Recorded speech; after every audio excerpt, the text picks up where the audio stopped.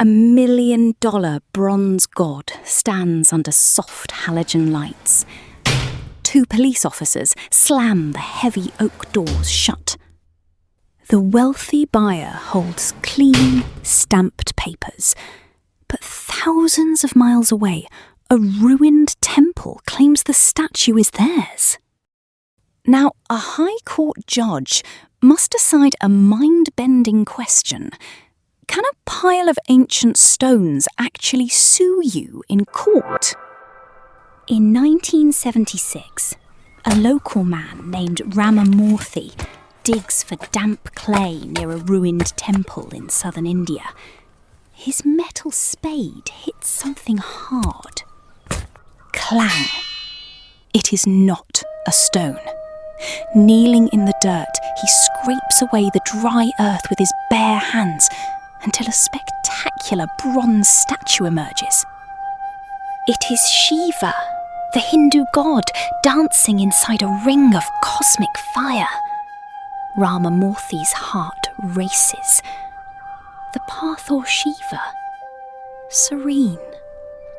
He knows finding ancient treasure means massive trouble with the police, or massive money from the wrong people.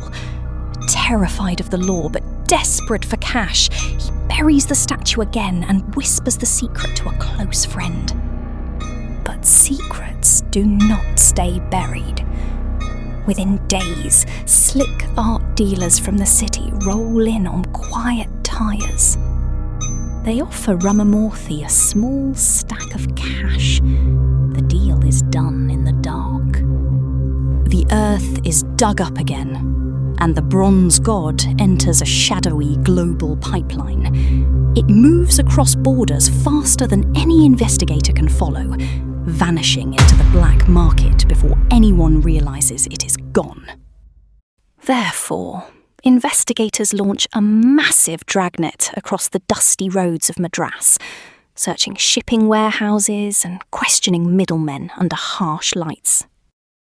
They trace the physical tyre tracks from the temple right to a quiet cargo port. But just as they get close to the smuggling ring, the final buyer in India vanishes into the crowded city streets. The paper trail turns to ash. The case goes completely cold. For 6 long years, the statue becomes a ghost. It travels through hidden vaults and cargo ships, its identity wiped clean by forged papers. The thieves carefully clean the bronze to make it look like a legal family heirloom, hiding its true origin from the world. But on June the 10th, 1982, a company called the Bumper Development Corporation buys an ancient statue in London. They pay a massive fortune.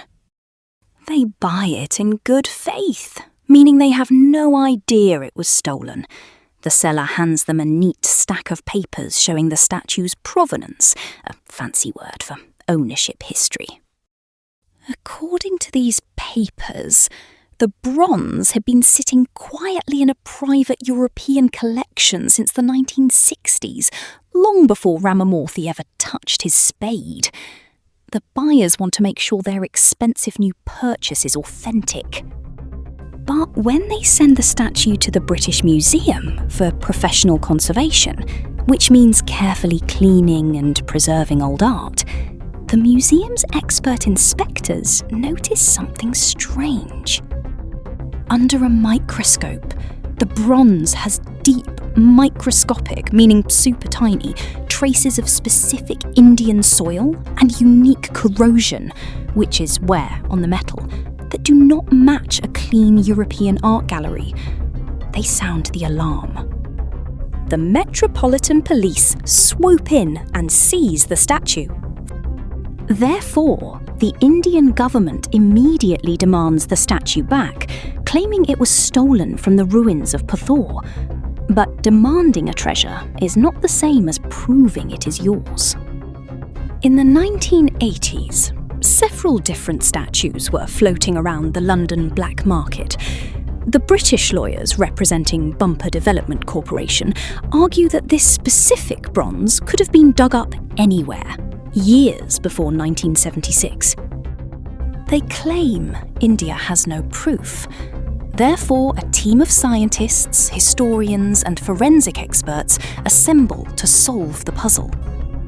They use chemical analysis to compare the bronze's unique metal alloy, its specific cracks, and the mineral makeup of the dirt trapped in its crevices with other statues found in the Pathur hoard. The match is perfect. It is, without a doubt, the Pathur statue. But even with the statue's identity proven, a massive legal wall remains. Who actually owns treasure from a temple that has been a ruin for 300 years? But the British art buyer argue that because the temple is dead, the statue belongs to whoever bought it honestly in London. They claim a ruined building has no rights. Therefore, the Indian legal team realises they cannot win using standard property laws. They need a legal miracle. Their lawyers make a move that completely blindsides the British legal team. They do not just sue on behalf of the Indian state. Instead, they file the lawsuit on behalf of the ruined temple itself. Under Indian law, a consecrated temple deity is a juristic person. This means the temple god has the exact same legal rights as a living human or a corporation. It can own property, and it can sue someone who steals from it. To make the claim even stronger, the lawyers bring the temple's surviving Siva Lingam, a sacred stone pillar representing Shiva's formless energy, into the legal case as a co-plaintiff. But the defence lawyers are baffled. They mock the idea in court, asking how a British judge can recognise a stone and a ruined building as living clients. They argue that a pile of rubble cannot hire a lawyer or sign a contract. Therefore, the trial comes down to a simple but powerful idea. Can a sacred promise die just because a building falls down? The bronze statue can't speak, but its physical scars, the testimonies of the villagers who remembered the ruins, and the ancient legal continuity of Hindu law speak for it. On February 13th, 1991, the British High Court of Appeal delivers its historic verdict. They rule that the temple's legal rights did not crumble with its walls. The temple is still alive in the eyes of the law, and its claim to the statue is superior to anyone else's. The courtroom falls completely silent as the judge declares that an honest purchase cannot repair a chain of ownership that started with a stolen shovel in the middle of the night. The temple god has won. The court orders the bronze statue to be immediately packed into a secure, padded crate and returned home to India. After 15 years of hiding in shadows, travelling through global smuggling networks, and sitting locked inside a freezing British evidence room, the dancing Shiva finally returns to the very soil where it was buried.